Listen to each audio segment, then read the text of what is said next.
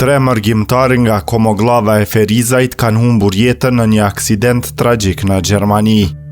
Mes viktimave është edhe një 16 vjeçar. Ngjarja e rëndë ka ndodhur të njëjtën në mëngjes në autostradën A3 pranë Nittendorfit në rrethin e Regensburgut, ndërsa familjarët po ktheheshin nga Kosova.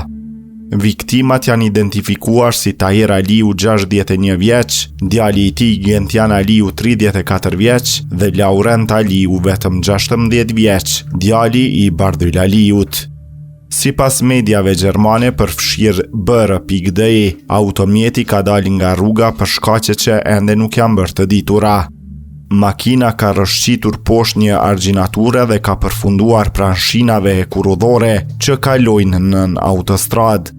Pavarësisht ndërhyrjes së ekipeve të shpëtimit, të 3 personat që ndodheshin në automjet kanë humbur jetën nga plagët e marra.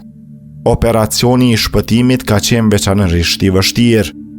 Viktimat kishin mbetur të bllokuara brenda automjetit dhe për nxjerrjen e tij është dashur edhe ndërhyrja e një vinçi. Aksidenti ka shkaktuar ndërprerje të mëdha edhe në qarkullim.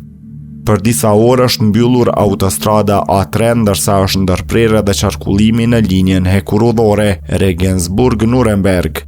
Situata është komplikuar edhe më tej pasi një tren me rreth 80 pasagjerë ka mbetur pa energji elektrike, pasi në aksident është dëmtuar linja ajrore e furnizimit. Pasagjerët janë evakuuar dhe më pas janë transferuar në një tren tjetër, ndërsa treni i bllokuar është tërhequr nga një lokomotiv me naftë. Ndërkohë policia gjermane po vazhdon hetimet për të zbardhur shkakun e saktë të aksidentit.